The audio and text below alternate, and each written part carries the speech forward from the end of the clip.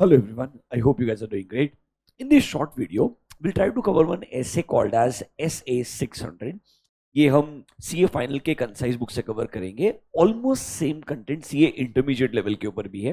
थोड़ा सा कंटेंट कम है at a inter level and at a final level this one is in more detail. Will try to cover from entire final aspect point of view. इसमें major inter का part भी cover हो जाएगा. तो inter के students आप भी ये लेक्चर दे सकते हैं, बट ऑब्वियसली हम जो बुक्स रेफर करेंगे वो सीए फाइनल का मटेरियल रहेगा. आपको भी अपने स्टडी मटेरियल के अंदर 600 का रेफरेंस मिल जाएगा. तो अभी के लिए what is this S A 600? Let me give you an overview. The name of the S A is called as using the work of another auditor. एक छोटा सा आपको एग्जांपल देते हैं जिससे आपको ये कॉन्सेप्ट का थोड़ा अंडरस्टैंडिंग आ जाएगा, so that you know we are able to discuss this in a better manner. देखो सर, अज्यूम करो this a company called as XYZ.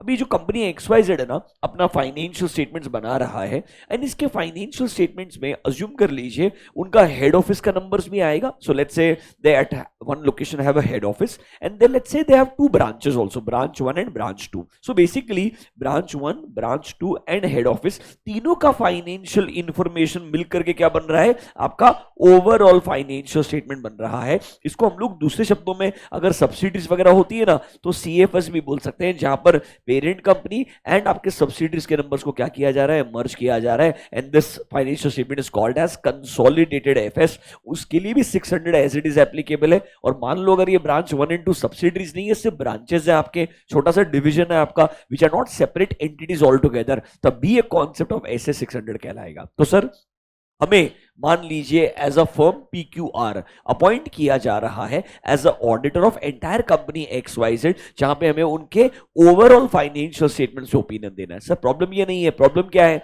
हमें ओवरऑल फाइनेंशियल स्टेटमेंट में ओपिनियन देना है, बट जो ब्रांचेस है या ब्रांचेस का दूसरा नाम है कंपोनेंट्स, इन कंपोनेंट्स का ऑडिट ना कोई और करने वाला है, हम नहीं करने वाले हैं. अगर PQR he branch 1 and branch 2 का ऑडिटर होता तो कोई दिक्कत नहीं आता. यहां पर ऐसा कॉन्सेप्ट है दैट ब्रांच 1 एंड 2 के लिए सेपरेट ऑडिटर्स को अपॉइंट किया है. Let's say A is a separate auditor, B is a separate auditor, but ये लोग ना सिर्फ ब्रांच पे रिपोर्ट देंगे, ओवरऑल XYZ के FS पे रिपोर्ट नहीं देंगे. मतलब sir it's not like XYZ के लिए 3 ऑडिटर है. इट इज लाइक XYZ का मेन ऑडिटर PQR ही है, बस उनके 2 ब्रांचेस के लिए सेपरेट ऑडिटर है. क्योंकि तीनों अगर इक्वल ऑडिटर होते हैं फॉर XYZ तो ये जॉइंट ऑडिट बन जाता है. जॉइंट ऑडिट के लिए हमने रिसेंटली कैसे रिवाइज किया था, ऐसे 299 वो एप्लीकेबल हो जाएगा. अब यहां पर वो ऐसे एप्लीकेबल नहीं है. यहां पे बोलता है कंपनी XYZ ही है, ओवरऑल मेन ऑडिटर कौन रहेगा? PQR रहेगा. इस मेन ऑडिटर को हमको कंपनीज ऑडिटर भी बोलना है एंड दूसरा नाम दिया है प्रिंसिपल ऑडिटर. ये प्रिंसिपल ऑडिटर का डेफिनेशन भी दिया हुआ है 600 में, आपको बताएंगे. अभी के लिए why am I called as a principal auditor? Because there are some branches और कंपोनेंट्स जिनका सेपरेट ऑडिटर एग्जिस्ट करता है. In our example we have considered, let's say A is a individual auditor for branch 1, B is a individual auditor for branch 2. तो sir 3 words important होते हैं. Principal auditor क्या है, branch auditor और component auditor क्या है, and तीसरा word component word क्या है. ये 3 चीजें हमें पहले समझनी पड़ेगी. तो आप जब 600 में आएंगे तो 3 इंपॉर्टेंट डेफिनेशंस दी हुई है. क्या क्या डेफिनेशंस है?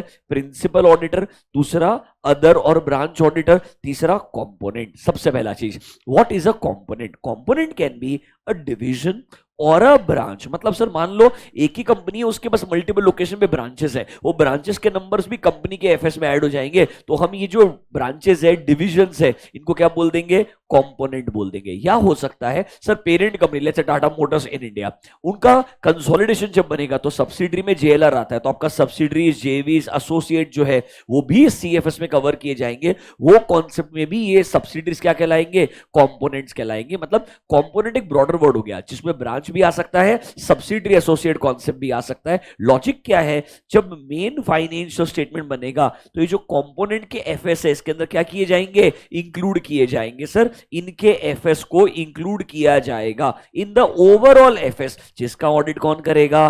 Principal auditor. प्रिंसिपल ऑडिटर का दूसरा नाम होता है कंपनीज ऑडिटर. जो कंपनी का मेन ऑडिटर है ना, वो क्या करने वाला है? ओवरऑल कंपनी का ऑडिट करने वाला है. हम तो बस जो अलग अलग कंपोनेंट्स इसके अंदर इंक्लूड हुए हैं उन कंपोनेंट्स का क्या करेंगे? ऑडिट करेंगे. तो जो ऑडिट करेंगे वो कंपोनेंट ऑडिटर कहलाएंगे एंड जो कंपोनेंट है वो ब्रांच और डिवीजन कहलाएगा. अब सर अगर मुझे ये ब्रांच डिवीजन का ऑडिट करने के लिए बोला जाए तो देखो क्या बोलता है, an auditor other than principal auditor, मतलब मैं यहां पर ए हूं या बी हूं, आई एम नॉट PQR, मैं या तो ए हूं या बी हूं, जहां मुझे सिर्फ कंपोनेंट का ऑडिट करना है जिसके नंबर्स कहां इंक्लूडेड है, ओवरऑल XYZ के FS में इंक्लूडेड है। रिमेंबर इसका ऑडिट मैं कर रहा हूं and I am not the principal auditor. देखो sir, an auditor other than the principal auditor, जिसको रिस्पॉन्सिबिलिटी दी है कि हमें रिपोर्ट करना है on the financial information of a component, जिसको इंक्लूड किया है in the overall financial information, जिसको मेन ऑडिट कौन करने वाला है,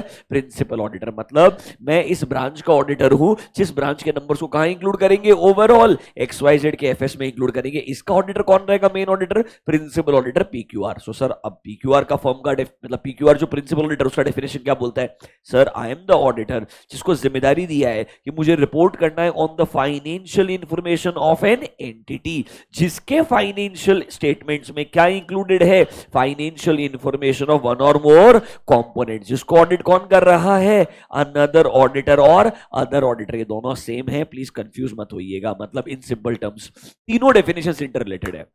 मेन एंटिटी, इसका जो मेन ऑडिटर प्रिंसिपल ऑडिटर कहलाएगा, वो प्रिंसिपल ऑडिटर तब कहलाएगा जब ब्रांच या कंपोनेंट का ऑडिटर कोई और होगा। तो ब्रांच या कंपोनेंट क्या है, ये कोई डिवीजन है, ये ब्रांच है, ये सब्सिडरी है, जिसके नंबर्स ना ओवरऑल नंबर्स में इंक्लूड हो रहे हैं एंड इनका ऑडिट कोई और कर रहा है। जो ऑडिट कर रहा है वो अदर ऑडिटर या ब्रांच ऑडिटर कहलाएगा एंड जिसमें नंबर इंक्लूड हो रहे हैं उसका जो ऑडिटर है वो क्या कहलाएगा, principal auditor. So principal auditor is the main auditor जो अल्टीमेटली XYZ के ऊपर पूरा रिपोर्ट देने वाला है। ए और बी ब्रांच ऑडिटर या कंपोनेंट ऑडिटर है जो सिर्फ ब्रांच या कंपोनेंट पे क्या देने वाले हैं, रिपोर्ट देने वाले हैं। ऐसा लॉजिक आपने सेक्शन 143 सबसेक्शन 8 में भी पढ़ा होगा अंडर कंपनीज एक्ट 2013। तो सर ये एक ओवरव्यू है कि इस ऐसे का लॉजिक क्या है। अब ये ऐसे का नाम क्या है, using the work of another auditor, मतलब ये 600 किसके लिए एप्लीकेबल है, प्रिंसिपल ऑडिटर के लिए एप्लीकेबल है जब आप अनदर ऑडिटर का काम यूज करने वाले हैं। मतलब 600 फॉलो कौन करेगा, कंपनी का मेन ऑडिटर, क्योंकि ब्रांच वगैरह के लिए कोई और ऑडिटर होगा, उनका काम हमें यूज करना होगा। So how does it work sir, सबसे पहले इस ऐसे का ऑब्जेक्टिव क्या है, पर्पस क्या है, पॉइंट नंबर 1 को मार्क कीजिएगा। देखो क्या बोलता है,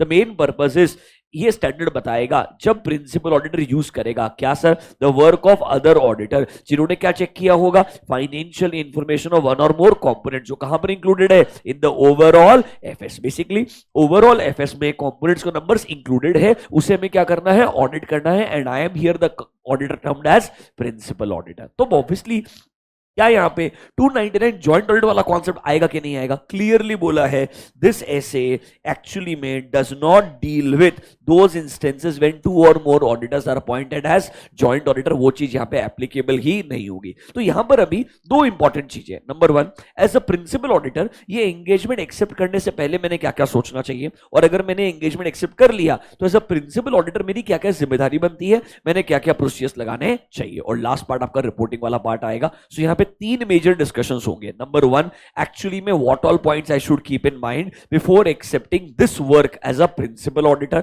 मेरे को प्रोसीजर्स क्या लगाने, मेरी जिम्मेदारी क्या बनती है और रिपोर्ट पे क्या इंपैक्ट आएगा। लेट्स टॉक अबाउट, सबसे पहले एज अ प्रिंसिपल ऑडिटर हमको लेट्स से रीच आउट किया जाता है, अप्रोच किया जाता है कि आपको ना प्रिंसिपल ऑडिटर के ड्यूटी में ये एंगेजमेंट को एग्जीक्यूट करना है। तो भाई मैं ना कुछ क्वेश्चंस डेफिनेटली पूछूंगा before coming to a conclusion. Sir क्या क्वेश्चन पूछूंगा, अगर मैं बोलूं XYZ का ओवरऑल रेवेन्यू 100 है, XYZ का ओवरऑल रेवेन्यू 100 है, बैलेंस शीट में टोटल एसेट्स 100 है, तो सर इस रेवेन्यू का, इस टोटल एसेट का कितना परसेंटेज मैं चेक करने वाला हूं। अब देखो नॉर्मली ना, if I am going to be the principal auditor that is the main auditor, materiality बहुत इंपॉर्टेंट है, मेजर कंपोनेंट मेरे पास में होना चाहिए, मतलब 70 to 80% मैं बोलूंगा it should be under the control of principal auditor. अगर आप मुझे लिटरली पूछोगे सबसे कंफर्टेबल तो 75 से 80% ही होने वाला है, इसके नीचे हम एक्सेप्ट कर सकते हैं, कोई मटेरियलिटी डिफाइंड नहीं है बट कंफर्टेबल सिचुएशन नहीं होगी। और अगर मैं बोलूं ये ब्रांचेस मान लो 10% कंट्रीब्यूट करते हैं, मतलब ये ब्रांचेस ऐसा नहीं है कि बिल्कुल इमटेरियल है बट ऐसा भी नहीं कि बहुत ज्यादा मटेरियल है, क्योंकि अगर ये ब्रांच बहुत मटेरियल होती तो ऑब्वियसली उसका काम ना हम बोलते हैं हमको खुद करना है, सेपरेट ब्रांच ऑडिटर को अपॉइंट मत कीजिए। सो बेसिकली डिसीजन नॉर्मली ये कंपनी का होता है बट प्रिंसिपल ऑडिटर कंफर्टेबल, लेकिन ये बहुत इंपॉर्टेंट है। सो सबसे पहला चीज हम जो देखेंगे कि भाई ओवरऑल मटेरियलिटी क्या है, हमें ओवरऑल में से कितना परसेंटेज ऑफ वर्क अलोकेट किया जा रहा है, क्या वो मुझे कंफर्टेबल लग रहा है क्या। दूसरा चीज, ये जो ब्रांचेस है, ब्रांच 1 एंड ब्रांच 2, सर इनका कोर बिजनेस क्या है? अगर मुझे मान लो इनका कोर बिजनेस पता ही नहीं है, because these branches can be outside India also, let's say one branch is in Africa, one is in US, और अगर इनका बिजनेस मॉडल ही मुझे नहीं पता, भले आज अमाउंट कम रहेगा, फ्यूचर में जाकर अमाउंट मटेरियल हो सकता है, या मे बी कुछ गलतियां होगी, मुझे अगर नेचर ऑफ बिजनेस ही नहीं पता रहेगा तो मैं कैसे गलतियां ढूंढूंगा? तो सर मुझे ये भी पता होना चाहिए इनका बिजनेसेस क्या मुझे समझता है, एंड इनके बिजनेसेस में overall risk of material statement कहां कहां पे, मतलब बोलने के लिए 10% है, पर क्या ये 10% में भी कुछ सिग्निफिकेंट ऐसे रिस्क एग्जिस्ट करते हैं क्या जिसकी वजह से पूरा अमाउंट भी गलत हो सकता है? तो सर सबसे पहले ओवरऑल मटेरियलिटी समझना है, मुझे ब्रांचेस एंड कंपोनेंट्स का बिजनेस समझ में आना चाहिए, उसमें ओवरऑल रॉम हमने कंसीडर करना चाहिए। ये सब कंसीडर करे बिना एज अ प्रिंसिपल ऑडिटर मैंने काम एक्सेप्ट ही नहीं करना चाहिए, बिकॉज मेरे लिए रिस्की एंगेजमेंट है, मुझे ओपिनियन पूरे XYZ पे देना है, ना कि एक ब्रांच के ऊपर। ब्रांच ऑडिटर ब्रांच के ऊपर रिपोर्ट दे देंगे, मुझे उनकी रिपोर्ट पे यूज करना है, रिलाई करना है, और 600 को अप्लाई भी करना है। 4 पॉइंट्स दिए हैं, पहले एक बार 3 पॉइंट्स मेरे साथ पढ़िए। देखो, acceptance as a principal auditor, the auditor would consider the following before accepting his work as a principal auditor। सबसे पहले क्या कंसीडर करोगे? the materiality of the portion जो आप as a principal auditor audit करने वाले हो। मैंने आपको क्या बोला? अगर ये 75 to 80% है, आई माइट बी कंफर्टेबल। दूसरा चीज, मेरा अंडरस्टैंडिंग और मेरा नॉलेज कितना है about the business of component. जो ब्रांचेस में चेक नहीं कर रहा हूं उनके बिजनेस में क्या है क्या नहीं है, क्या ग्रोथ एक्सपेक्टेशन है, आने वाला 5 साल क्या है, मेरे को उस बिजनेस का अंडरस्टैंडिंग बढ़िया होना चाहिए ब्रांचेस का, जो मैं चेक नहीं करने वाला हूं। फिर सर रॉम कितना है जो कंपोनेंट्स को ऑडिट कोई और करने वाला है। देखो, अगर वो कंपोनेंट में खुद चेक कर रहा होता तो कोई दिक्कत नहीं है, मैं ओवरऑल एंटिटी में रॉम देख लेता। अब वो कोई और चेक करने वाला है तो वहां का रॉम मुझे कंसीडर करना पड़ेगा, बिकॉज वहां की गलतियां ओवरऑल XYZ के एफएस को क्या कर सकती है? इंपैक्ट कर सकती है। और लास्ट चीज जो सबसे इंपॉर्टेंट होती है ना, ये ऐसे में गाइड करेगा कि भाई जब एक प्रिंसिपल ऑडिटर आप हो, ब्रांच ऑडिटर कोई और है, तो आप इनके काम में कितना इंटरफेयर कर पाओगे, आप क्या प्रोसीजर लगा पाओगे। तो 600 के हिसाब से मैं क्या क्या प्रोसीजर लगा सकता हूं as a principal auditor to get a comfort over branch. ये चीज जब तक मुझे समझ में नहीं आती, अगर मान लो पहले से रेस्ट्रिक्शन लगा दे कि आप ब्रांच के रिगार्डिंग कोई चेकिंग नहीं कर सकते हो, सिर्फ ब्रांच की रिपोर्ट पे डायरेक्टली रिलाई करना पड़ेगा, तो ये रिस्की एंगेजमेंट है। हर बार मैं ब्रांच ऑडिटर की रिपोर्ट पे रिलाई नहीं कर पाऊंगा, कुछ ऐसे केसेस आएंगे जो हम आपको बताएंगे जहां पर हम डायरेक्टली उनके काम पे रिलाई नहीं कर पाएंगे। तो सर लास्ट पॉइंट बोलता है आप ऐसे क्या प्रोसीजर्स लगा सकते हो एज पर दिस ऐसे, जिससे कि कंपोनेंट जो कोई और ऑडिट कर रहा है उनके बारे में आपका थोड़ा सफिशिएंट पार्टिसिपेशन हो जाए, मतलब उन्होंने जो ऑडिट किया है आपको एटलीस्ट समझ में आ जाए। इसके लिए पता है हम क्या करते हैं? हम बराबर से कोऑर्डिनेट करके ना उन्हें क्वेश्चनेट चेकलिस्ट बना करके देते हैं, जो वो हमें भर के देते हैं कि उन्होंने क्या क्या प्रोसीजर्स लगाए, प्रोसीजर्स का आउटकम क्या आया, सिग्निफिकेंट फाइंडिंग्स क्या थे, ये सब हमें मिलेंगे तो थोड़ा लूप में रहेंगे। और हमारे पास में एक राइट तो होता ही है, right to visit the branch office, right to examine the books of accounts of branch office, हम उस राइट का भी इस्तेमाल कर सकते हैं। सो यू नो, ये एक अपने आप में specific question at a final level आ सकता है। इंटर में चांस कम है क्योंकि आपके मॉड्यूल में इसको एक्सप्लिसिटली लिख करके नहीं दिया है, but at a final level definitely this can be a question जहां पे बोला जाएगा एज अ प्रिंसिपल ऑडिटर क्या क्या चीजें आप कंसीडर करेंगे before accepting such an engagement as a principal auditor. क्या ये चारों पॉइंट आपको समझ में आए? क्या एक रिक्वेस्ट करूंगा, जो जो ऐसी चीजें मैं आइडेंटिफाई करके आपको बता रहा हूं उसे बढ़िया से मार्क कीजिएगा, खुद से पढ़िए एंड उसके रिगार्डिंग थोड़ा राइटिंग प्रैक्टिस कीजिए, आपको ज्यादा कंफर्टेबल फील होगा। चलिए आगे पार्ट पे आते हैं, द प्रिंसिपल ऑडिटर्स प्रोसीजर्स। अब ये पार्ट सबसे इंपॉर्टेंट है, सबसे डिटेल के अंदर ऐसे में पूरे प्रिंसिपल ऑडिटर के प्रोसीजर लिख करके दिए हैं। There are in total 8 points. Obviously इसमें से कुछ पॉइंट्स पे स्पेसिफिक क्वेश्चंस आ सकते हैं, एक एक करके आपको सारे एक्सप्लेन करते हैं। फर्स्ट पॉइंट वो क्या बोलता है? सर हमारे पास में as a principal auditor section 143 subsection 8 जो ब्रांच ऑडिट कॉन्सेप्ट है वो क्लियर राइट देता है कि भाई मेरे पास में राइट है, I can visit the branch office, I can examine the books of accounts and records of branch office. ये राइट है मेरा, कंपल्सरी नहीं हर ब्रांच के मेरे को जाना ही पड़ेगा। For example HDFC bank auditor, हजारों ब्रांचेस है, I may not visit all branches because almost CBS क्या है, सेंट्रलाइज कोर बैंकिंग सोल्यूशन है और पूरा का पूरा काम हेड ऑफिस से ड्राइव होता है, पूरा कंट्रोल हेड ऑफिस में एग्जिस्ट करता है। कुछ ब्रांचेस को मैं सैम्पलिंग बेसिस पे विजिट करता हूं, I have a right and normally I am entitled to assume कि अगर ब्रांच ऑडिटर कोई है ना उसने काम बराबर से किया होगा, unless there are special circumstances जिससे मुझे डाउट आता है। तो सर कैन आई से मेरे पास में राइट है as a principal auditor to visit and examine the books of accounts of a component. Can I say number ए ये बोलता है एज पर लॉ आपके पास में राइट हो सकता है that you can visit a component and you can examine the books of accounts and records of that component. Normally principal auditor will be entitled to rely upon the work of component auditor unless there are special circumstances जहां पे शायद आपको फिर branch visit करना ही पड़ेगा। ये normal cases में नहीं होगा, अब नॉर्मल केसेस और यूजुअल केसेस में हो सकता है। तो पहला पॉइंट सिंपल है, आपको एज अ प्रिंसिपल ऑडिटर पता होना चाहिए, you have a right to visit the branch office, you have a right to examine the books of accounts and records of components. भले ही ऑडिट कोई और कर रहा होगा, ओवरऑल आपके पास जिम्मेदारी रहेगी। ये नॉर्मली लॉ में दी रहती है, हमारे पास दिया है under 143 subsection 8। Is this point number 1 clear to you? दूसरा पॉइंट क्या बोलता है सर, नॉर्मली ये जो ब्रांच ऑडिटर या कंपोनेंट ऑडिटर है, ये पर्सन ही कॉम्पिटेंट है कि नहीं, हमें इवैल्यूएट करना चाहिए। अब देखो, इंडिया में अगर ब्रांच भी रहा या कोई सब्सिडरी भी रहा, उनका ऑडिट कौन करने वाला है? चार्टर्ड अकाउंटेंट ही करने वाला है, होल्डिंग अ सीओपी। अब उनके कॉम्पिटेंस पे डाउट करने की जरूरत नहीं है, क्योंकि वो और आप सेम इंस्टीट्यूट के मेंबर है। बट अगर मैं बोलूं branch is outside India, let's say branch is in Dubai, और वहां पर कोई एक रेगुलेटर एग्जिस्ट नहीं करता है जो बोलता है नहीं एक सीपीए ऑडिट करेगा, मतलब दुबई के अंदर सीए भी ऑडिट कर सकता है, सीपीए भी ऑडिट कर सकता है, एसीसीए भी कर सकता है। तो ऐसे फॉरेन कॉम्पोनेंट से केस में हमें जो ऑडिटर वहां पर अपॉइंट किया जा रहा होगा, उसका प्रोफेशनल कॉम्पिटेंस इवैल्यूएट करना जरूरी बन जाता है। तो प्रिंसिपल ऑडिटर को कंसीडर करना चाहिए professional competence of other auditor, normally if the other auditor is not a member of ICAI. If he or she is a member of ICAI, कोई डाउट करने का जरूरत नहीं, obviously you both are part of the same institute, आपका competence बढ़िया है, equal है, ये एक दूसरे के ऊपर हमने अज्यूम करना चाहिए। तो नंबर 2 स्ट्रेट फॉरवर्ड है, नॉर्मली ब्रांचेस अगर आउटसाइड इंडिया होंगे तो शायद हो सकता है आपने अदर पर्सन को अलाउ किया होगा to be appointed as a auditor.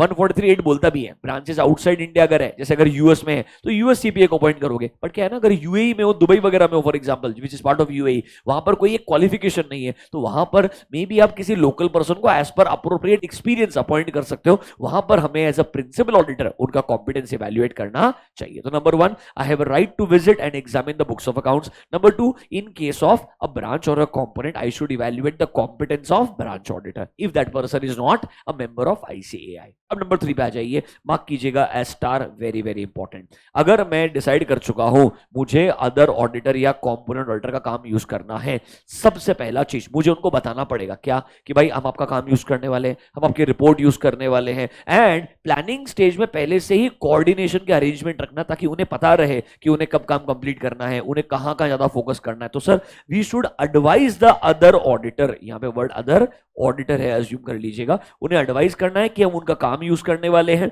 उनके रिपोर्ट पे रिलाई करने वाले हैं। एंड पहले से अरेंजमेंट बना के रखें कि बराबर से कोऑर्डिनेशन होना चाहिए, ये प्लानिंग स्टेज पे डिसाइड कर लें। फिर सर हमने एज अ प्रिंसिपल ऑडिटर उनको बताना चाहिए कहां कहां पे सिग्निफिकेंट रिस्क इन्वॉल्व है। क्यों? क्योंकि आपको ना पूरे XYZ का अंडरस्टैंडिंग है, उनका फोकस एक कंपोनेंट के ऊपर है, सो आपकी अंडरस्टैंडिंग हमेशा उनसे बेटर रहेगी normally at a entity level. तो आप उन्हें कम्युनिकेट कीजिए, क्या क्या आप मतलब कौन, principal auditor will communicate with other auditor, कौन कौन से एरियाज में सिग्निफिकेंट रिस्क इन्वॉल्व है, ऑडिट का ओवरऑल टाइम टेबल क्या है। एंड कुछ कुछ ना इंटर कंपोनेंट के बीच में ट्रांजैक्शन होते हैं, उन्हें ढूंढोगे कैसे, जिसका डिस्क्लोजर देना है, how do we identify inter component transactions, ये सब कुछ प्रिंसिपल ऑडिटर बताएगा। किसको? अदर ऑडिटर को। नॉर्मली ये सब चीजें प्रिंसिपल ऑडिटर ने अदर ऑडिटर से बराबर से कम्युनिकेट करनी चाहिए। फिर सर मोस्ट इंपॉर्टेंट चीज, अब अगर मान लो there is a branch outside India, तब आउटसाइड इंडिया यूएस में वो लोग क्या फॉलो करेंगे, यूएस क्या फॉलो करेंगे, इंडिया में हम क्या फॉलो करेंगे, आई गैप। अब जब उनके नंबर कंसोलिडेशन के लिए इंडिया में आएंगे तो हमें उस अदर ऑडिटर को बताना पड़ेगा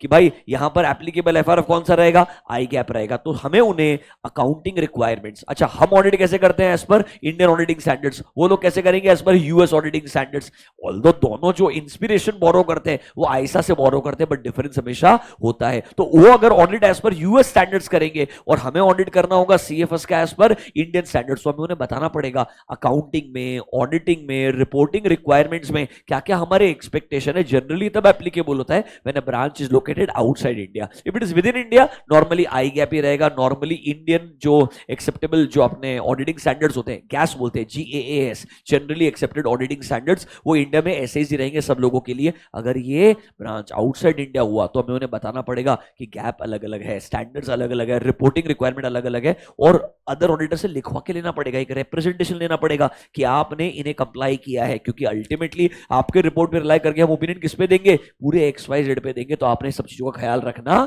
चाहिए। ये जो पॉइंट नंबर 3 है ये बहुत क्रिटिकल है कि भाई आपको उन्हें क्लियरली बताना है आपकी रिपोर्ट, आपका काम को यूज किया जाएगा, पहले से ही प्लानिंग स्टेज पे कोऑर्डिनेशन करना है, उन्हें बताना है कहां कहां सिग्निफिकेंट रिस्क है, ऑडिट का टाइम टेबल क्या है, इंटर कंपोनेंट ट्रांजैक्शन ढूंढने कैसे हैं, कैसे उन्हें डिस्क्लोज करना है। फिर सर क्या अकाउंटिंग, ऑडिटिंग, रिपोर्टिंग रिक्वायरमेंट अलग हो सकती है if they are located outside India, और आपसे रिप्रेजेंटेशन लेना पड़ेगा आपने उनको कि भाई उन्होंने इस चीज को फॉलो किया है। नंबर 3 को स्पेशल है, इंपॉर्टेंट मार्क कर लीजिएगा, इस पे अलग से क्वेश्चन आ सकता है जहां पूछेगा आपको क्या प्रोसीजर लगानी चाहिए when you are using the work of other auditor. फिर सर पॉइंट नंबर 4 क्या बोलता है, ये अपने आप एक इंडिपेंडेंट पॉइंट है। हमने क्या करना है, अब उनका काम समझने के लिए हम उनके वर्किंग पेपर्स को रिक्वेस्ट कर सकते हैं बट फोर्स नहीं कर सकते। देखो ब्रांच ऑडिटर भी ऑडिटर है, तो जैसे एसक्यूसी आपके लिए एप्लीकेबल है उनके लिए भी एप्लीकेबल है, उनका वर्किंग पेपर उनकी प्रॉपर्टी है, एक्सेस देना नहीं देना उनकी मर्जी है। तो कहना इसे हम उनसे नॉर्मली वर्किंग पेपर्स मांगते भी नहीं है क्योंकि वो उनकी प्रॉपर्टी है। हम क्या बोलते हैं, एक काम करो सर, क्वेश्चनेयर या एक चेकलिस्ट हम आपको दे रहे हैं, आप वो भर के हमें दे दीजिए, उसको एटलीस्ट गो थ्रू करके हमें एज अ प्रिंसिपल ऑडिटर समझ में आ जाएगा आपने एग्जैक्टली काम क्या किया है। तो basically I should obtain and review a written summary of other auditors procedures in the form of a checklist और अ क्वेश्चनर। ये जो पॉइंट नंबर 4 है ये अपने आप में एक इंडिपेंडेंट पॉइंट है। अभी जो पूरा डायग्राम है ना, इसको मैं एक सेपरेट पॉइंट मानता हूं, पॉइंट नंबर 5। अब सर मुझे उनका काम कितना रिव्यू करना है किस पे डिपेंडेंट है, सामने वाले का कॉम्पिटेंस कैसा है, मेरा प्रीवियस एक्सपीरियंस उस साथ में है क्या। मान लो सर लास्ट ईयर भी वो ब्रांच ऑडिटर था, हमने उसके काम पे लास्ट ईयर रिलाई किया, कोई दिक्कत वाला बात नहीं था, या लास्ट ईयर बहुत दिक्कत था तो इस साल ज्यादा केयरफुल रहोगे। तो कहना इसे how much to rely on their work, how much to perform more procedures is dependent upon circumstances of the engagement, overall उस ब्रांच का मटेरियलिटी लेवल क्या है, फिर सर सामने वाले का कॉम्पिटेंस लेवल कैसा है, एंड सर मेरा कोई प्रीवियस एक्सपीरियंस है क्या उस और अदर ऑडिटर के साथ में। ये सब चीजें नॉर्मली डिटरमाइन करेगी मुझे ब्रांच को विजिट करना ही चाहिए या नहीं करना चाहिए, इज इट कंपल्सरी और नॉट। नॉर्मली ये इस चीज पे क्या होता है, डिपेंडेंट होता है। अब ये ना जनरल पॉइंट्स है, पिक करके एक आध आंसर में आ सकता है but not really a specific question according to me. तो यहां पर आपको पॉइंट नंबर 1 पे ख्याल रखना है एंड पॉइंट नंबर 3 पे ख्याल रखना है। अगले पेज पे आइए, पॉइंट नंबर 5 क्या बोलता है। ऑब्वियसली प्रिंसिपल ऑडिटर को कंसीडर करना चाहिए significant findings of other auditor. Other auditor को जो जो फाइंडिंग्स मिली होगी वो कम्युनिकेट करेंगे प्रिंसिपल ऑडिटर को, और प्रिंसिपल ऑडिटर को उनको सीरियसली लेना भी चाहिए। देखो सर प्रिंसिपल ऑडिटर में अब कंसीडर इट अप्रोप्रिएट कि वो डिस्कस करेंगे अदर ऑडिटर के साथ में एंड मैनेजमेंट ऑफ कंपोनेंट के साथ में क्या क्या फाइंडिंग्स है या कोई मैटर्स जिसका एफएस को इंपैक्ट आ सकता है। नंबर बी क्या बोलता है, कभी कभी ना हमें उनका काम देखने के बाद लगता है कुछ एडिशनल टेस्टिंग करना चाहिए, कुछ एडिशनल प्रोसीजर एक कंपोनेंट पे लगाना चाहिए, या तो मैं एज अ प्रिंसिपल ऑडिटर खुद जाके एडिशनल टेस्टिंग कर सकता हूं या मैं अदर ऑडिटर को रिक्वेस्ट कर सकता हूं कि बॉस ये प्रोविजंस के अराउंड थोड़ा सा डिटेल में चेकिंग कर लो, ये पेंडिंग लिटिगेशन के डिस्क्लोजर के रिक्वायरमेंट के रिगार्डिंग थोड़ा डिटेल में चेकिंग कर लो। तो सर हो सकता है I may want to apply certain supplementary procedures और सप्लीमेंट्री टेस्ट, सप्लीमेंट्री मतलब एडिशनल प्रोसीजर्स और एडिशनल टेस्ट जो हमें लगता है इंपॉर्टेंट है फॉर अ कंपोनेंट। ये या तो मैं खुद परफॉर्म कर सकता हूं प्रिंसिपल ऑडिटर या मैं अदर ऑडिटर को रिक्वेस्ट कर सकता हूं। पॉइंट नंबर बी को स्टार मार्क कर लीजिएगा, प्रोसीजर्स में लिखते हुए पॉइंट नंबर बी आपको काम में आने वाला है। नंबर 6 बहुत सिंपल है, अगर आपको लगता है ना अदर ऑडिटर प्रोफेशनली क्वालिफाइड नहीं है, मतलब सीए सीपीए वगैरह नहीं है, तो ऑब्वियसली थोड़ा सा उनके काम पे रिलाई करने से पहले ज्यादा कॉशियस होना चाहिए। देखो द अदर ऑडिटर में happen to be a person who is other than a professionally qualified person. For example sir ऐसे फॉरेन कंट्री में आपको दुबई का मैंने एग्जांपल दिया जहां पे लॉ परमिट करता है other than a professionally qualified person to be appointed as auditor, क्योंकि वहां पर कोई एक गवर्निंग बॉडी एग्जिस्ट ही नहीं करता है कि आपने इसी पर्सन को एज ऑडिटर अपॉइंट करना चाहिए। Like in India companies act clearly बोलता है स्टैट्यूटरी ऑडिटर कौन हो सकता है, चार्टर्ड अकाउंटेंट, इधर इंडिविजुअली और in the capacity of a firm. पर कुछ कंट्री में शायद ऐसा नहीं होगा, वहां थोड़ा ज्यादा केयरफुल होना चाहिए। टाइम पास पॉइंट है। नंबर 7 देखो, प्रिंसिपल ऑडिटर अपने वर्किंग पेपर्स में क्लियरली डॉक्यूमेंट करेगा। क्या डॉक्यूमेंट करेगा, कितने कंपोनेंट्स है, ये कंपोनेंट्स का ऑडिट किस किसने किया है, हमने उनका क्या क्या काम चेक किया है, कैसे उनके काम पे रिलाई किया है, उन्होंने क्या क्या सिग्निफिकेंट फाइंडिंग्स बताया है, ये सब कुछ हमें क्या करना पड़ेगा, डॉक्यूमेंट करना पड़ेगा। सबसे इंपॉर्टेंट चीज अगर आप मुझे पूछोगे पॉइंट नंबर 8 बनता है, अगर अदर ऑडिटर जो है, कंपोनेंट ऑडिटर जो है, उसकी रिपोर्ट अनमॉडिफाइड है तो कोई दिक्कत नहीं है, पर उसकी रिपोर्ट अगर मॉडिफाइड है जिसमें क्वालिफाइड आया है, एडवर्स आया है, तो हमने उससे कैसे डील किया है ये चीज भी हमें डॉक्यूमेंट करना पड़ेगा और कंसीडर करना पड़ेगा। Where other auditor's report is other than unmodified मतलब मॉडिफाइड है, अदर देन अनमॉडिफाइड मतलब मॉडिफाइड है, तो principal auditor should document how have I dealt with the qualification और एडवर्स रिमार्क्स जो उनकी रिपोर्ट में दिया गया है, क्योंकि इसका इंपैक्ट मुझे मेरी रिपोर्ट पे कंसीडर करना होता है। रिपोर्टिंग पार्ट पे आएंगे, बट अभी के लिए अगर आप मुझे पूछेंगे पॉइंट नंबर 8 इंपॉर्टेंट मार्क कीजिएगा, पॉइंट नंबर 5 के अंदर पॉइंट नंबर बी मार्क कीजिएगा इंपॉर्टेंट, फिर पॉइंट नंबर 4 इंडिपेंडेंटली जो सेंटेंस है इसे इंपॉर्टेंट मार्क कीजिएगा कि आपको उनका रिटन समरी रिव्यू करना चाहिए, चेक करना चाहिए। नंबर 3 को बहुत इंपॉर्टेंट मार्क करना, पूरा डायग्राम बहुत इंपॉर्टेंट है आपके लिए, एंड 1 फिर भी मार्क करना, तो मतलब फोकस ऑन 1, 3, 4 का सेंटेंस, ये डायग्राम से कोई फर्क नहीं पड़ता है, 4 का सेंटेंस इंपॉर्टेंट है, 5 का part B and point number 8, ये चीजें आपको पता होनी चाहिए। I will show you 1 or 2 sample questions, इसका एप्लीकेशन के आपको थोड़ा समझ में आएगा। Is this clear to you? वापस एक बार बता दूं, I have a right to visit the branch office and to physically go and examine the books of accounts and other records, कोई रिस्ट्रिक्शन नहीं है इसके ऊपर। दूसरा चीज, सर मैं जब नॉर्मली उनका काम पे रिलाई करूंगा तो मुझे उनको बताना चाहिए उनकी रिपोर्ट पे रिलाई होगा, उन्हें हाई रॉम एरियाज क्या है, मटेरियलिटी क्या है, सर कैसे इंटर कॉम्पोनेंट आपको ट्रांजेक्शंस को आइडेंटिफाई करना है, ऑडिट का टाइमलाइन क्या है, अकाउंटिंग ऑडिटिंग रिक्वायरमेंट्स क्या है, सब कम्युनिकेट करने पड़ेंगे। फिर उनका काम मेरे को रिव्यू करना है in the form of a checklist और अ क्वेश्चनर भरवा के लेकर के। वर्किंग पेपर्स का रिक्वेस्ट मैं कर सकता हूं, वो कंपलसरी देंगे, इसका कोई गारंटी नहीं है, ये उनकी प्रॉपर्टी है, I can not restrict them, I can not push और प्रेशराइज देम। फिर सर अगर उनकी रिपोर्ट के अंदर अगर मॉडिफिकेशन है तो उससे हमको ढंग से डील करना चाहिए और बराबर से डॉक्यूमेंट भी करना चाहिए। कभी कभी हमें लगेगा एडिशनल प्रोसीजर लगाने की जरूरत है, या तो हम एज अ प्रिंसिपल ऑडिटर खुद लगा सकते हैं या उन्हें रिक्वेस्ट कर सकते हैं। इस तरीके से आपको ये प्रोसीजर लगाने चाहिए। Now comes the last part, reporting part.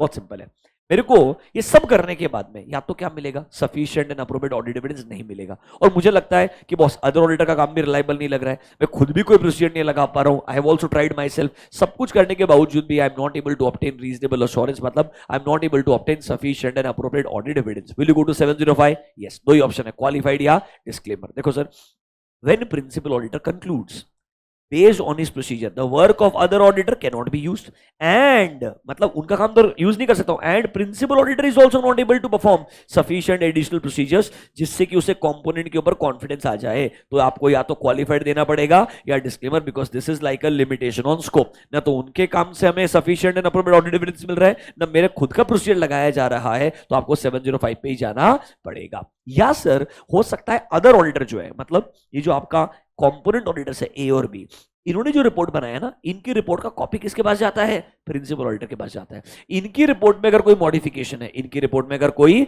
Modification है, तो नॉर्मली ये मॉडिफिकेशन का इंपैक्ट मेरे फाइनल रिपोर्ट पे कंसीडर करना चाहिए। अब देखो कंपल्सरी नहीं है, इधर मॉडिफिकेशन आया ना तो इधर भी मॉडिफिकेशन आएगा। क्यों? Something that is material at a branch level may not be material at a overall XYZ level, क्योंकि ब्रांच खुद क्या हो सकता है, इमटेरियल हो सकता है। बट वो क्या बोलता है, अगर मॉडिफिकेशन दिया है, ढंग से पढ़ना, इन ऑल सर्कमस्टेंसेस अगर ऑडिट अदर ऑडिटर इशू करता है मॉडिफाइड रिपोर्ट, प्रिंसिपल ऑडिटर ने कंसीडर करना चाहिए the subject of modification of that nature and consider करना चाहिए क्या इसका इंपैक्ट मेरी रिपोर्ट पे आएगा, क्या मुझे मेरी रिपोर्ट को मॉडिफाई करने की जरूरत है। कंपल्सरी नहीं है, कंपल्सरी ये कि इसे आप कंसिडर करना, इंपैक्ट आएगा कि नहीं आएगा ये आपके जजमेंट पे डिपेंडेंट है। नंबर 2 बोलता है अदर ऑडिटर की रिपोर्ट का आउटकम अपनी रिपोर्ट पे कंसिडर करना, बट सोचना you have to think at a company level, not at a branch और अ कंपोनेंट लेवल। ये हमारा रिपोर्टिंग पार्ट है, सिंपल सी चीज है। मैंने आपको याद है other matter paragraph in case of 706 क्या बताया था, आपको टीसीएस का रिपोर्ट दिखाया था कि याद है क्या, कुछ सब्सिडरीज का हमने फाइनेंशियल स्टेटमेंट्स ऑडिट नहीं किया है। एक एग्जांपल दिखाया था फटाफट से आपको याद आ जाने के लिए।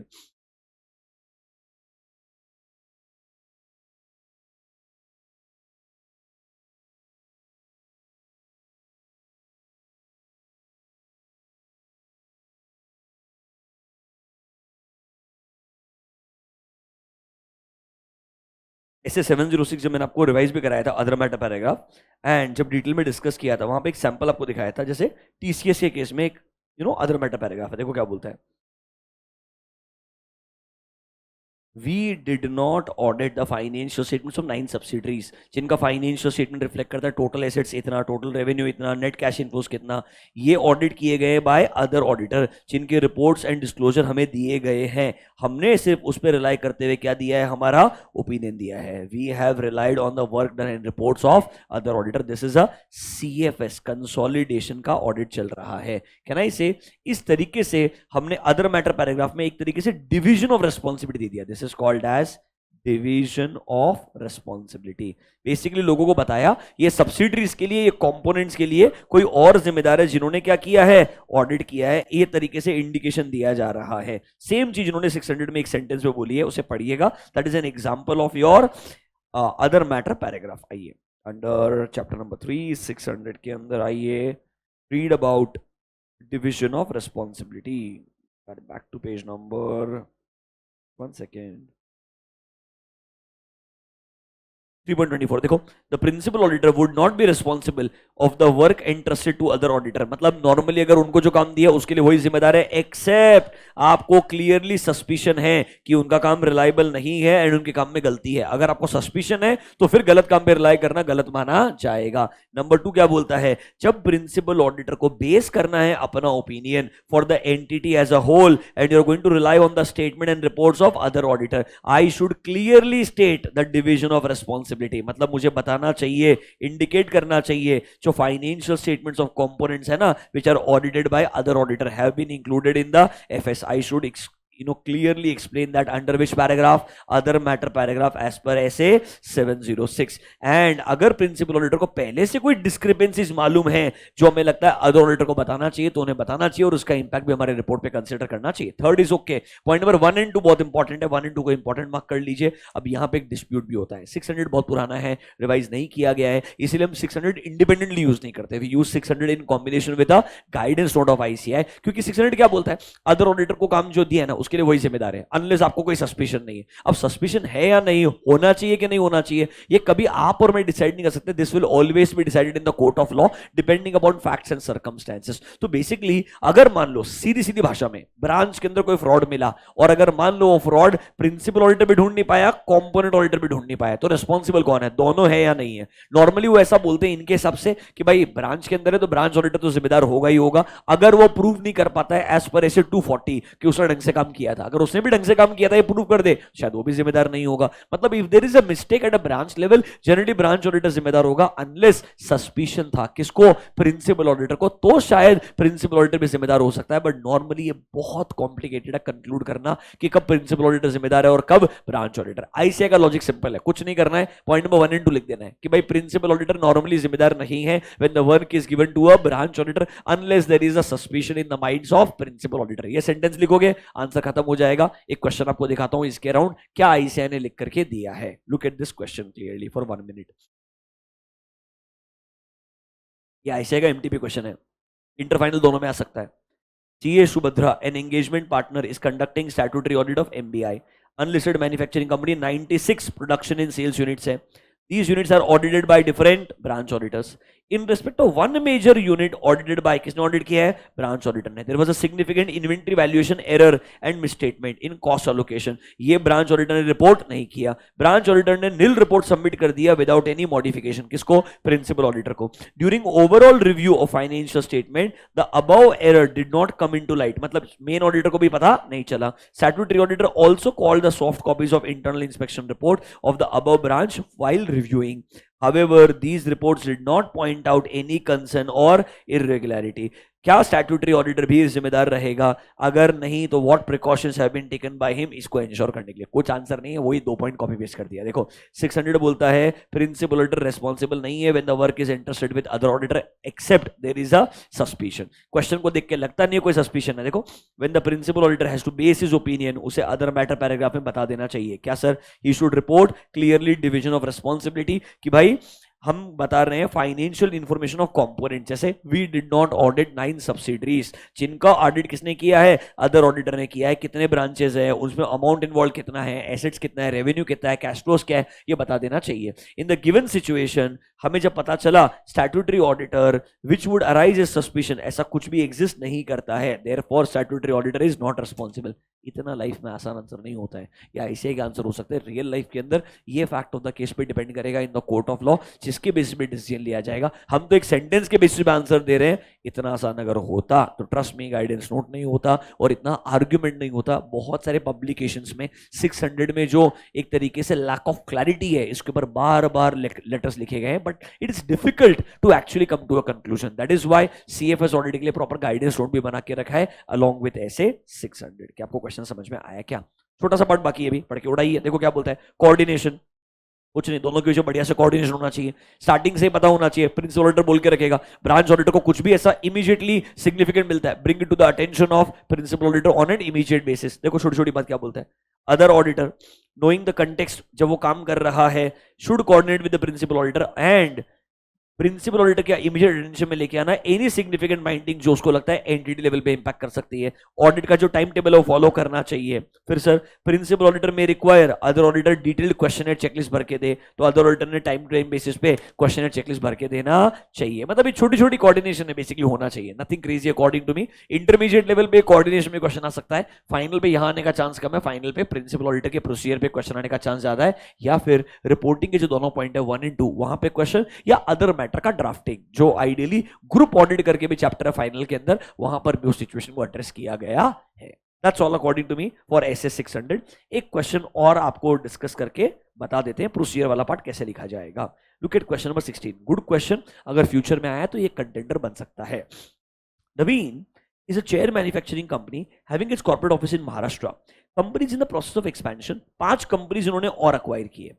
Soni and associate, Soni and company is the principal auditor जो ऑडिट करेगा of all the companies acquired during the year. Sorry, main auditor जो है वो principal auditor is Soni, while audit of 5 company जो हमने खरीदे वो कौन कर रहा है, Rahul K and associates. Can I say Rahul K and associates is the other auditor, Soni is the principal auditor. During the course of audit CA Soni engagement partner asked the management that in order to conduct the audit of CFS his firm is required to conduct the audit of all components। ऐसा कुछ compulsory नहीं होता है। To this management asked CA Sony to consider audit reports of component auditor। बोला आप component auditor की report पे क्या करो, रिलाई करो जो हमने आपको प्रोवाइड कर दी गई है। CA Sony कंटेंडेड नहीं भाई हमारा CFS के लिए हमको लगता है हमें पूरा का पूरा components ऑडिट करना चाहिए एंड इन्हें वर्किंग पेपर भी चाहिए component auditor के। सब कुछ गलत है यार, कोई कंपलसरी नहीं है कि आपको उनका सारा components ऑडिट करना चाहिए, आपको उनका वर्किंग पेपर मिलना चाहिए, इसका भी कोई रिक्वायरमेंट नहीं है। यहां पर पूरा प्रोसीजर लिखना, लास्ट में बोलना वर्किंग पेपर रिक्वेस्ट कर सकते हो, सामने वाला एक्सेस दे या ना दे उसकी प्रॉपर्टी है, as per SQC1 as per 230, कोई कंपल्शन नहीं है। दूसरा चीज वो कंपोनेंट्स आप ही ऑडिट करें, कंपोनेंट ऑडिटर ऑडिट ना करें, ऐसा कोई रिक्वायरमेंट नहीं है। 600 क्लियरली ये बोलता है, तो पूरा प्रोसीजर उठाया है, पॉइंटर्स उठा के लिख दिए हैं। देखो क्या बोलता है 600, Principal auditor is normally entitled to rely upon the work of component auditor unless there are special circumstances। Number 1 से उठाया पॉइंट नंबर बी। फिर principal auditor may discuss with other auditor कि हमको आपका काम रिव्यू करना पड़ेगा, which can be in the form of a checklist or a questionnaire। ये हमारा पॉइंट नंबर 4 उठा के लिख दिया। फिर I may wish to visit the branch auditor other auditor, और सर मैं उसका काम पे कितना चेक करने वाला हूं, ये एंगेजमेंट के सर्कमस्टेंस पे डिपेंड करता है, मेरे प्रीवियस नॉलेज पे डिपेंड करता है about the other auditor. Same जो पॉइंट नंबर 4 के नीचे बॉक्सेस है वो उठा के लिख दिए। सर उनके काम में कोई सिग्निफिकेंट फाइंडिंग्स है क्या, मेरे को कंसिडर करना चाहिए क्या, मुझे उन्हें रिक्वेस्ट करना चाहिए कुछ सप्लीमेंट्री टेस्ट वगैरह परफॉर्म करने के लिए। सप्लीमेंट्री टेस्ट या तो मैं खुद भी लगा सकता हूं या मैं अदर ऑडिटर को भी बोल सकता हूं। पूरा प्रोसीजर में इंपॉर्टेंट 5-6 पॉइंट उठाया और लिख दिया। फिर बाद में कंक्लूजन काम की बात आती है। देखो CA Sony can perform above mentioned procedures, however the audit of components by principal auditor is not required, क्योंकि आपने separate component auditor को अपॉइंट किया है। So contention of CA Sony is actually not correct। Also as per SQC audit documentation is a property of auditor। तो can I say it is a discretion of component auditor कि उनको working paper हमें देने हैं या नहीं देने हैं, हम उन्हें रोक नहीं सकते हैं या प्रेशराइज नहीं कर सकते हैं कि आपको आपका वर्किंग पेपर हमें देना ही पड़ेगा। So it's a very very straightforward question, जहां पे क्वेश्चन का पार्ट जो है वो तो बिल्कुल स्ट्रेट फॉरवर्ड है। ऑब्वियसली मार्क्स 5 नंबर के लिए they can not give you for last 2-3 points, that is why पूरा प्रोसीजर भी थोड़ा बात लिखना पड़ेगा तो आपको समझ में आएगा। अब आप पूछोगे सर प्रोसीजर में एग्जैक्टली कौन सा पॉइंट लिखे, ये आईसीआई को भी नहीं पता है, उन्होंने खुद आंसर बनाया हुआ है, अंडरस्टैंड दिस। इसलिए मैंने जो आपको मार्किंग करवा के दिया, कोर पॉइंट्स उठा के लिखोगे, you will not face any kind of problem at all. Okay, so from my side this was a revision of SS 600। Inter final दोनों का पार्ट कवर किया है। एक बार इंटर की बुक को गो थ्रू करके फटाफट से आपको बता देता हूं कि आपका 600 वाला पार्ट कैसे कवर हुआ है। 600 में अगर आप जाएंगे in your books, page number inter का मेस्टर बुक 8.44, देखो डेफिनेशन तीनों पढ़ाए थे आपको। Definition of principal auditor, other auditor, component क्या है, यूजिंग द वर्क के अंदर सेम वही पॉइंट है कि भाई हमें पॉइंट नंबर 5 में देखो, जब उनका काम यूज करते हुए उन्हें बताना है हम उनके काम को यूज करने वाले हैं, उनकी रिपोर्ट को यूज करने वाले हैं, पहले से कोऑर्डिनेशन करने का ट्राई करना पड़ेगा, हमें उन्हें इन्फॉर्म करना पड़ेगा कि आपको इंटर कॉम्पोनेंट ट्रांजैक्शंस कैसे आइडेंटिफाई करने हैं, अकाउंटिंग ऑडिटिंग रिपोर्टिंग रिक्वायरमेंट्स कैसे कंप्लाई करना है, मतलब सारा वही पॉइंट्स जो है उनका काम को रिव्यू करने के लिए क्वेश्चन चेकलिस्ट हम मांग लेंगे। और अगर हमें लगता है इट्स इंपॉर्टेंट तो हम खुद वहां विजिट करेंगे, और सर कितना काम पे रिलाई करना है ये उनके कॉम्पिटेंस पे, हमारे प्रीवियस एक्सपीरियंस पे डिपेंडेंट है। तो सारा प्रोसीजर जो था ना वही पार्ट, मतलब can I say point number 5 onwards, 5, 6 and 7 is nothing but your principal auditor's procedures, वही पार्ट पूरा का पूरा रिपीटेड है। फिर आपके पास में 143(8) का रेफरेंस दिया है जो कंपनीज एक्ट में लॉ में भी कवर्ड है। यहां बताया गया है ब्रांच ऑडिटर कौन कौन हो सकता है। Obviously branch within India, normally principal auditor खुद ऑडिट कर सकता है तो प्रिंसिपल ऑडिटर कहलाएगा नहीं, कंपनी ऑडिटर कहलाएगा, या किसी चार्टर्ड अकाउंटेंट से आप ऑडिट करा सकते हो holding a COP. If the branch is outside India, उस कंट्री के लॉ के हिसाब से जिसको भी परमिटेड है, फॉर एग्जांपल यूएस में सीपीए को परमिटेड है, यूरोप में एसीसीए को परमिटेड है, तो आप उनको अपॉइंट कर सकते हो। ये 143(8) आपको बोलता है। फिर बुक्स ऑफ अकाउंट्स वर्ड आया है, इसे सेक्शन 128 का रेफरेंस दिया हुआ है, पर ये प्योरली लॉ स्पेसिफिक है, 600 में इसका कुछ ज्यादा लेना देना नहीं है। ओके, तो एट इंटर लेवल बहुत ही आसान चीजें। इतना डिस्कशन सुनने के बाद after half an hour when you read this, आपको ऑलमोस्ट सब कुछ with more logical clarity with the reporting requirement दोनों कवर हो जाएगा। इसीलिए I made a combined video covering the final का पूरा बेस, ताकि इंटर वाला पार्ट भी ऑटोमेटिकली आपके लिए क्या हो जाए, कवर हो जाए। फाइनल स्टूडेंट्स, ग्रुप ऑडिट के अंदर लास्ट में रिपोर्टिंग वाले कुछ एग्जांपल्स दिए हुए हैं ग्रुप ऑडिट चैप्टर नंबर 13 के अंदर, वो भी आपने गो थ्रू करना चाहिए to understand 600 better. Okay, in the future अगर रिविजन्स में मुझे समय मिलेगा तो मैं उसका भी रिपोर्टिंग वाला पार्ट कवर करने का ट्राई करूंगा। That's all, thank you. I hope you are enjoying such revisions, keep watching more and more revisions and do share with your friends. Thank you guys, bye bye.